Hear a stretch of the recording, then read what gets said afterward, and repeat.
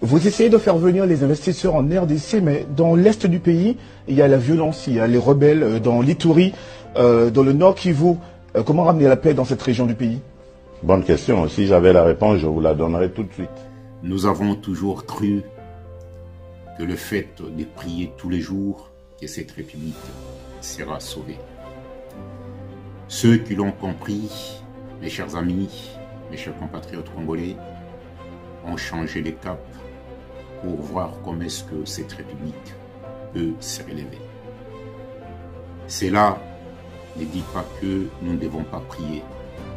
Cela n'explique pas que nous ne devons pas croire en Dieu. Mais Dieu est là pour accompagner ceux qui travaillent. Ne dit pas que nous ne devons pas prier. Cela n'explique pas que nous ne devons pas croire en Dieu. Mais Dieu est là pour accompagner ceux qui travaillent et ceux qui veulent réussir quelque part. Qu'ils puissent se relever, il faut, dans la prochaine gouvernance, être capable de rassembler, être capable de faire un tri entre les gens qui entourent la magistrature suprême. Nous savons tous que, mes chers compatriotes, le travail est une valeur. Tant que les hommes qui arrivent au pouvoir, ils s'entourent des hommes et des femmes qui, dans leur vie, n'ont jamais travaillé, qui, dans leur vie, ne se sont jamais réveillés un jour à 5 heures, 6 heures ou 4 heures du matin pour aller travailler, qui, dans leur vie, ne connaissent même pas pour vivre, il faut aller travailler, qui dans leur vie n'ont jamais su que c'était une fiche de paye. Alors, quand on s'entoure des hommes et des femmes qui n'ont jamais cette valeur travail, on se retrouve toujours dans cette République qui est mal gérée. On se retrouve toujours dans cette République qui est mal gouvernée. Alors, les prochaines élections arrivent bientôt. Est-ce qu'il faut qu'on puisse accompagner les présidents actuels qui cherchent par tous les moyens de vouloir relever cette République, ou il faut qu'on puisse faire un autre choix? Alors, c'est quitte à chacun de se responsabiliser.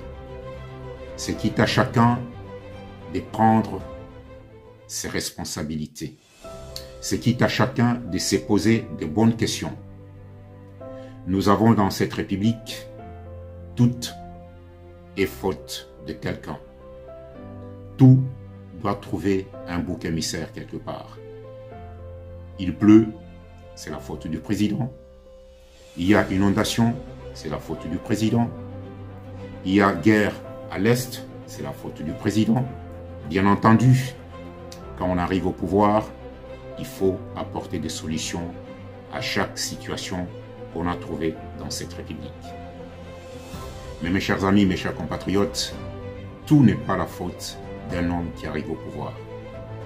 Tout est la faute de toutes ces décennies que cette République n'a pas su se protéger, que cette République n'a pas pu se poser de bonnes questions pour comprendre qu'est-ce qui ne va pas. Alors, dans cette République, les prochaines élections arriveront bientôt. Alors, dites-vous, mes chers amis, mes chers compatriotes, ce n'est pas en se disant que si nous changeons les présidents actuels, nous apporterons des solutions à ce qui nous arrive. C'est fort possible. Ça peut arriver à ce que, en changeant de gouvernance, qu'on puisse apporter des solutions. Mais combien de fois avons-nous changé de gouvernance sans pour autant qu'on puisse apporter des solutions dans cette République? La réponse est simple, c'est puisque l'homme congolais ne s'est jamais responsabilisé. L'homme congolais n'a jamais aimé son pays. L'homme congolais n'a jamais regardé autour de lui les pays qui se développent se développe sur base de quoi? L'homme congolais n'a jamais dégagé une bonne conclusion pour se dire pourquoi sommes-nous pauvres nonobstant toutes les richesses que nous avons. Il y a des fois, ça me gêne de temps en temps de citer Kagame comme une référence quelque part. Je sais bien quelque part, les gens vont m'en vouloir. Mais cet homme a compris beaucoup de choses. Cet homme a appris beaucoup de choses du génocide du Rwanda. Les Rwandais ont compris une chose, oublier les passés sans pour autant mettre la couverture noire sur les souffrances que ce pays a connues. Mais ils se sont dit quelque part, relevons les défis ensemble afin qu'on puisse construire notre pays. Et ce peuple est en train de construire son pays. Quelque part, c'est une référence qui a toujours un côté négatif, compte tenu de tout ce que nous savons, de tout ce qui se passe dans cette cuvette centrale. Mais, dites-nous, disons-nous pour bien dire, mes chers amis, il n'y a que le pragmatisme politique qui peut relever cette République. Le président Tshisekedi est au pouvoir, ça fait 2 ans. Est-ce que ces 2 ans sont 2 années perdues? Pas forcément. Il lui reste encore 3 ans. C'est quitte à lui de voir maintenant avec qui il peut s'entourer. Comme je l'ai dit tout au début de cette intervention, les hommes qui entourent la magistrature suprême doivent être des hommes qui connaissent une certaine valeur travail. Si parmi ces gens-là, il y a des hommes et des femmes qui ont cette volonté de vouloir construire la République, pourquoi pas ne pas continuer avec eux pendant ces 3 ans qui restent pour reconstruire cette République. Mes chers amis, la République démocratique du Congo, c'est une immense république.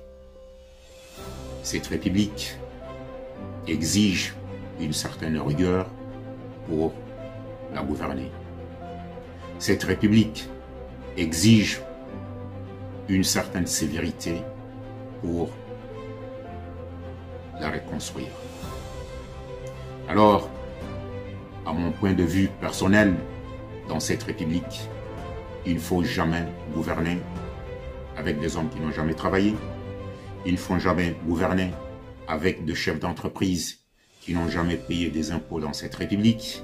Il ne faut jamais gouverner avec de soi-disant hommes d'affaires de cette république qui n'ont jamais payé des taxes ni des impôts dans cette république. Or, nous savons que tout État a besoin de certains fonds pour survivre. Mais, mes chers compatriotes, soyons responsables. Soyons des hommes qui aimaient ce pays. Soyons des enfants de cette République qui ont cet amour de cette République. À l'époque de Kasavubu, Kasavubu a été président de cette République. Nous avons toujours connu de guerre à l'est de cette République, mais cet homme avait quand même su, à un certain moment, de sanctionner les coupables.